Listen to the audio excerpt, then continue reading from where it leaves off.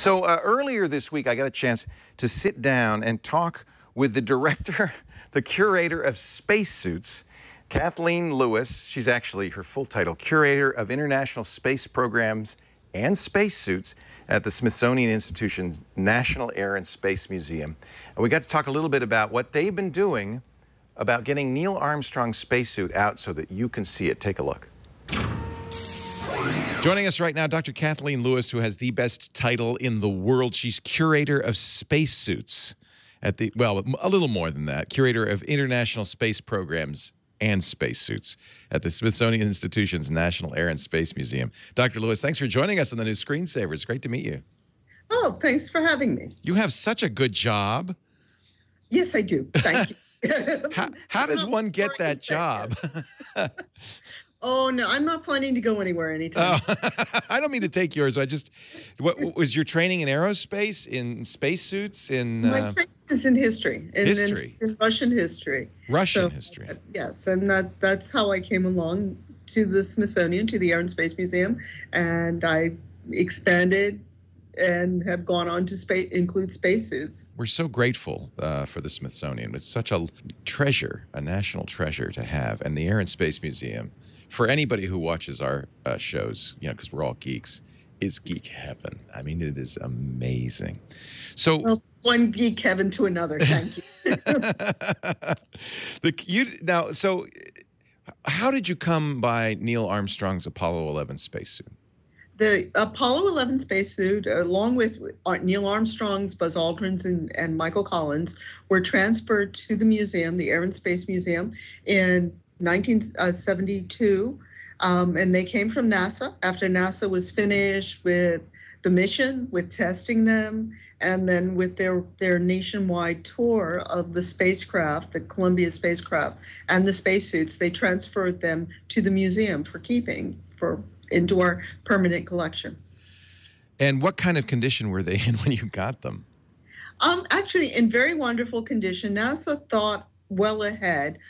Within 2 months of the time that they brought the astronauts back to Earth, they were looking for ways to preserve the spacesuits. And in fact, they consulted with Smithsonian conservators at the time to figure out what was the best way to clean and preserve the spacesuits. And they agreed upon using a dry cleaner. So these suits were, in fact, dry cleaned before they came to the Smithsonian. That was really the best practices of conservation of textiles at the time. Sure. So they didn't remove any of the lunar dust through the dry cleaning process, but they just wanted to get all of those, anything that had happened to the suits after the moon landing, all of those marks removed. And so dry cleaning was the process. So they came to us with lunar dust intact and dry cleaned of any sort of fingerprints removed, and we've had them ever since. When you say textile, it's kind of surprising. You don't think of a spacesuit as made of fabric. It is. The spacesuit technically is a soft spacesuit.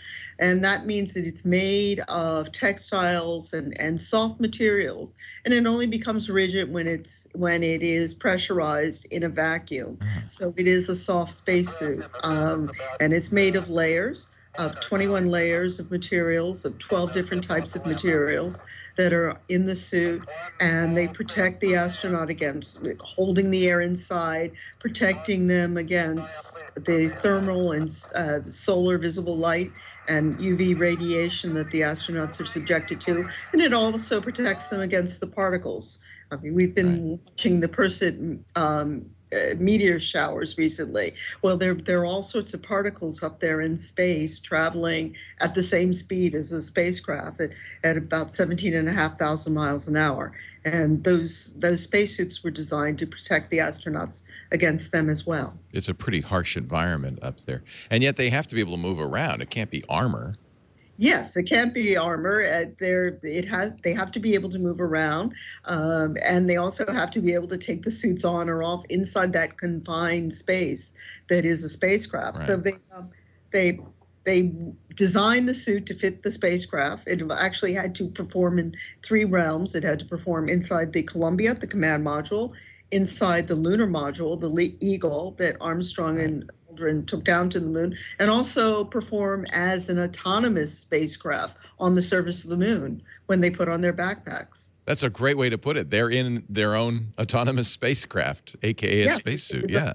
Fitting spacecraft is what really, it's an external extravehicular mobility unit is the formal title of the spacesuit. I think I remember Walter Cronkite saying that. Extravehicular mobility unit. Yes.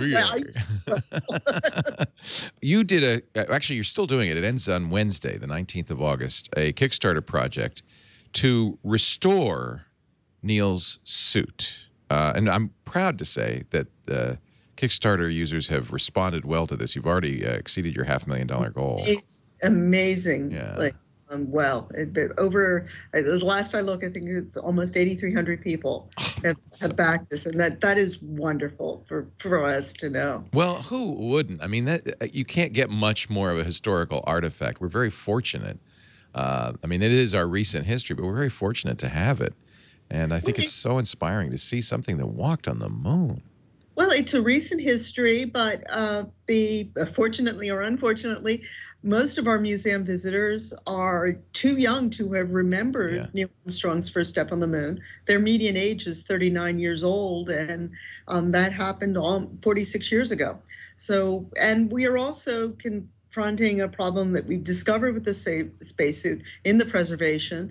The suit, as I said, is made of multiple layers, and these are largely synthetics, plastics. Yeah. They have a half-life of 50 years. Oh. So they're deteriorating on their own, and we're looking for ways to both preserve the spacesuit and to have it on display. So our mantra is preserve, digitize, and display for this Kickstarter project. So tell me about that. So preserve, let's start with preserve. What are you going to immerse it in a liquid? How are you going to keep it from degrading? Well, that is a very difficult thing. We know enough about the materials to know how to preserve individual layers. Our problem is that we have to preserve the suit as a whole. We can't take it apart into its constituent components.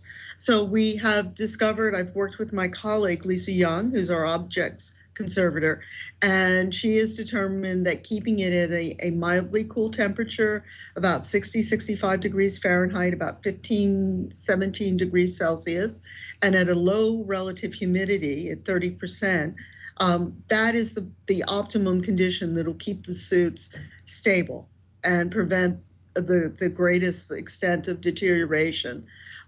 We're also working at a way to find a way to exhibit the suit in those storage conditions that we have prescribed. So part of our project is to develop a case that will have its own climate system and will be able to keep the suit under those climate conditions. In addition, we're going to do research and find a chemical scavenger system, sort of like what the role a desiccant plays in a pill bottle. Right. This will be a chemical scavenger that will remove some of the molecules that are off-gas as part of the deterioration of the materials. And that'll have a constant air circulating through it and taking out these harmful molecules. So the suit will be preserved as it is being displayed. We are going to be documenting everything on the suit with technology that wasn't really available to us about as recently as 10 years ago. So we'll be photographing it. We'll be looking at it under a high-resolution microscope. We'll be digitizing it. We have a team here at the Smithsonian that has been working on the 3D scanning and digitization of our collections. So we're doing that all together. We're bringing to in effect, all of the resources that we have here at the Smithsonian and all over the world, and advice from experts in both spacesuits and materials science to come and to give us advice, because this is Neil Armstrong's spacesuit. We only have one chance to do it, and we have to do it right. You're preserving it like the Declaration of Independence. You know, you have to. Absolutely. Yeah. And if you look at the time and effort that went into designing that case, and the constant reconsiderations and redesigns that come up when they make new discoveries and the technology improves. We're going through the same process. I love the idea of the 3D scan, because then I presume you're going to put that online and students and lovers of space and history can see it themselves online. Everything we do is part of in the public domain, and yes, those scans will ultimately be made public for everyone to use and to learn from as well. Although you're going to want to go and see the Destination Moon exhibit. That sounds pretty exciting. Tell me about that. We're planning to exhibit Neil Armstrong's suit in July 2019, which is the 50th anniversary, and the following year we're going to be opening a new gallery called Destination Moon, which will replace our current Apollo to the Moon gallery, which opened way back in 1976. The Destination Moon Gallery will look at humankind's fascination with the moon from ancient times through to what will be then the present in 2020. We have a section of the gallery that we have not yet written and we won't write for another couple of years. But it will, of course, the centerpiece of the gallery will be the Apollo program and man landing on the moon.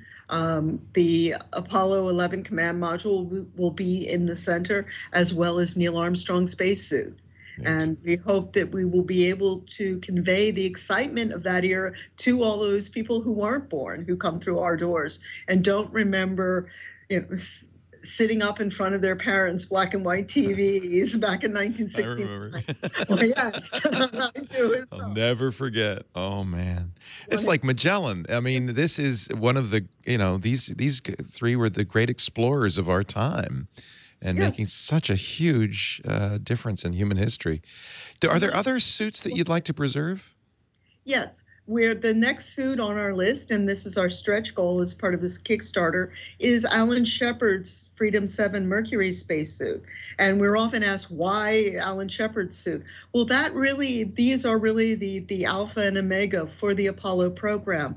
It was based on Alan Shepard's 15-minute suborbital flight that President Kennedy went before Congress and declared that he wanted to send humans to the moon and bring them back. So Alan Shepard flew on May 5th, and 20 days later, Kennedy was making the argument to send humans, but men it was going to be, to the moon by the end of the decade. So we have Alan Shepard's suit, which is very different. It shows the state of the technology for spacesuits back in 1961 and how far the leaps that they made from a modified flight suit for Navy pilots to a form-fitting spacecraft that men would use to walk on the surface of another world. Yeah, I remember Shepard's spacesuit did look a lot like a flight suit with a helmet attached. It was based on a Navy Mark IV flight suit. Of course, it looks a lot different. It had a silver a silvery metallicized finishing glued to its surface, but it was basically a flight suit that was adapted to the spacecraft. Dr. Lewis, thank you so much for spending some time with us. Thanks to all the donors who have already put you over your $500,000 goal on Kickstarter. There is still time to get that stretch goal, that final stretch goal at $700,000. Let's all kick in.